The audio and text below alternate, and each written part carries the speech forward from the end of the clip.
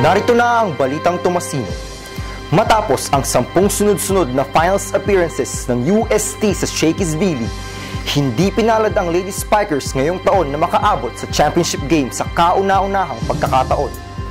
Sa score na 13-25, 25-23, 23-25 at 13-25, pinataob ang UST ng defending champion Ateneo de Manila University sa Game 2 ng kanilang semifinal showdown noong ika-16 ng Mayo sa SM Mall of Asia Arena.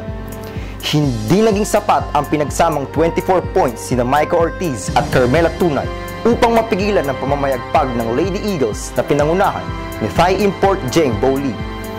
Nagkaroon ng pagkakataon ang Tigresses na makaangat sa third set, ngunit nasayang ito matapos ang service error ni Tunay.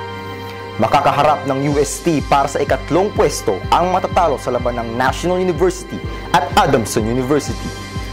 Ayon kay Coach OG Mamon, agad na pinanghinaan ng loob ang Tigresses kaya tuluyan silang hindi nakabawi sa ika-4 na set na nagpanalo sa Ateneo. Dagdag pa ni Pamela Lastimosa, isa sa mga scoring leaders ng Lady Spikers, hindi naging maganda ang attitude nila sa laro. Sir, yung naging kulang sa team is yung attitude namin na kung nakalamang na yung kabilang team, nag-give up na kami agad, hindi namin pinipursue kung ano pang dapat gawin sa loob ng court, tsaka wala din po yung communication sa bawat isa tsaka tulungan. Kaya yun. Manatiling nakatutok para sa iba pang balita, bisitahin ang aming website sa www.varsitarian.net.